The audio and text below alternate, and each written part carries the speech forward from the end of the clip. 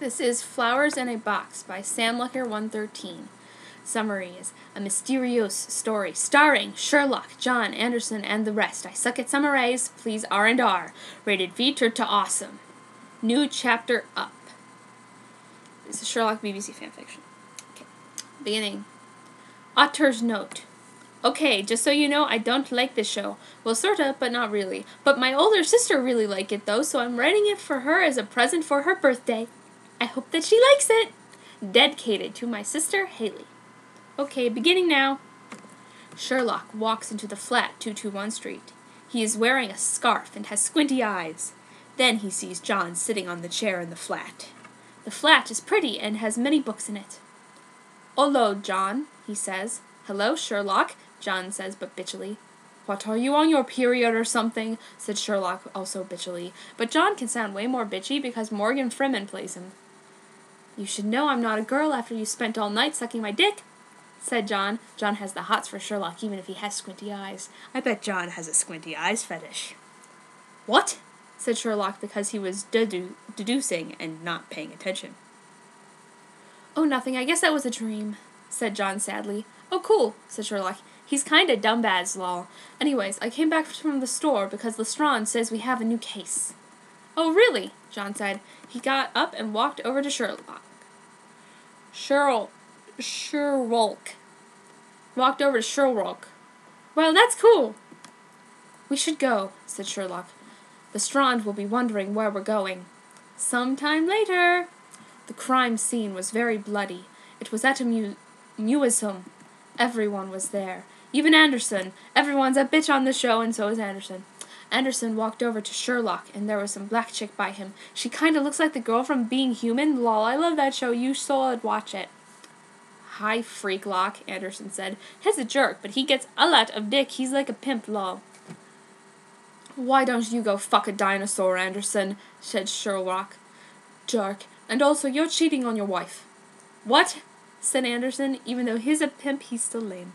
And then he ran off, but he didn't fuck a dinosaur like Sherlock said. I know I'm not that good, but the story isn't that bad. Please review. Then Lestrade came by, and that made stuff more interesting. I like him. He's cool. "Hi, Sherlock," he said. "How is the case going?" "Good," said Sherlock. "I think I know the killer." "Wow, Sherlock, you're so hot," said John. "What?" said Sherlock. "I mean smart," said John. "I know, right?" Sherlock says. "Can you just tell me who the killer is?" Sherlock looked down at the body and narrowed his already squinty eyes. Then some white words, it happens in the show, guys, don't flame me, appeared in front of him. "The killer is Anderson, semicolon," said Sherlock, "because he is a douche." "Okay, arrest him, guys," said Lestrade. "Thanks, Sherlock, for your help." "No problem," said Sherlock. "Cool." Then they took away Anderson, but someone was watching from the shadows. Someone who would want revenge. Author's note, please R&R. I'll write more. I have a great twist coming up. Chapter 2. The Skull. Author's note. Fuck haters, but for that one person who licked my fic, thanks you three. Keep reviewing, guys. 2 days earlier. Anderson stepped it through the doorway of the door. Inside was a bunch of creepy stuff, like spiderweb and a fish tank with deadly fish and a hammerhead shark in it. And so was Moriarty. I hate Moriarty. I like to call him Mori-Farty. Anderson sat down at the table across from Moriarty. "Hello," he said. "Hello, Anderson. Why are you here?" said Moriarty. "Well, Jim, I was wondering if could fix something for me," said Anderson. Get it, 'cause in the show they said, "Jim, can you fix it for me?" "What?" said Moriarty. "Well, you see, in the future, this guy called Sherlock," said Anderson. "Oh, I know him. He's tossum," said Moriarty. "AKR. Anyways, he arrests me in the future, so I need you to kill him," said Anderson. "How do you know the future?" Moriarty said. "Well, you see," said Anderson. Flashback. Anderson is in the 21 Baker Street when he touches Sherlock's skull. Not his real skull under his cushion, while his unreal one on the shelf. Then he Dun dun dun! Could see the forte! Flash snack over. Cool Fasselback, said Morituri. I know, right? You know, Anderson, you're really pimpin'. Well, it's true, read the first chapter of my story, so I think I will kill him for you. Thanks then, said Anderson. You're welcome, said Moriarty. Back at the flat in the prison time! I wonder what Jim is doing now, said Sherlock. Ja, Mito, said John wistfully. Last time we saw him was at the pool. Remember, it blew up because you shot the bomb, then the water began to explode. Moriarty jumped away on his motorcopter, and his snippers fired up their lasers into the smoke and climbed up them. I pushed you into the water below, and can you guys tell I'm trying to add more description to make God? Saved us Botcut. Then Mycroft came in and saved us. We never saw Jim Agin after that night. Yeah, John. I know I was there, Sherlock said. John did not like Moriarty much. He liked to call him Morifarty, haha, like me, because Sherlock obviously liked him better. Sherlock was a smart man who needed someone to keep him interested. John was simply a born army doctor. He would never be as good as Jim. He looked over at the skull which lay on the shelf, and had an idea. Okay, guys, do you like it? I added some more long bits and I tried to make it good and put some good sci-fi stuff in it. Please read and review. Chapter 3. The Kill. Author's note. Thanks for all the reviews, guys. I really appreciate it. But to wait, I found so in bold font on my computer now, so I'm going to bold some stuff to make it more dramatic. Present time.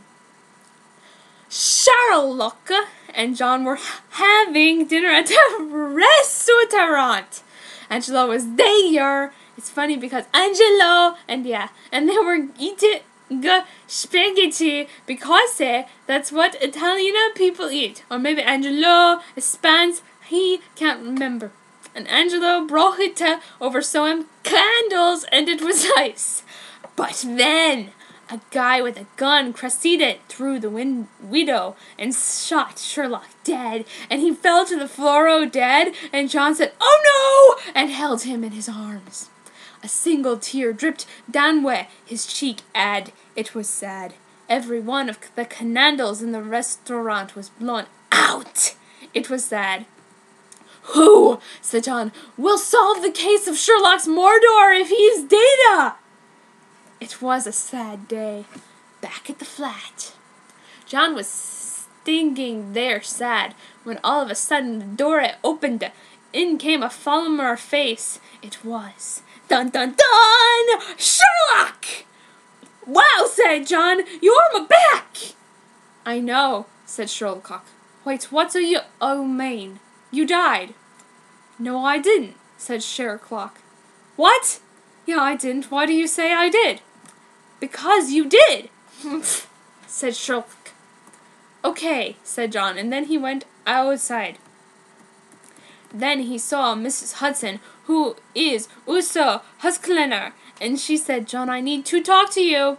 Okay, he said. Mrs. Hudson said, look, Sherlock died. Yeah, I know, said John, but hers here. Yeah, I know, said John. See, what happened is when Sherlock touched the skull, he thins. He saw the future, but really his future self was swapped with his past self, so his past self died and his future self lived.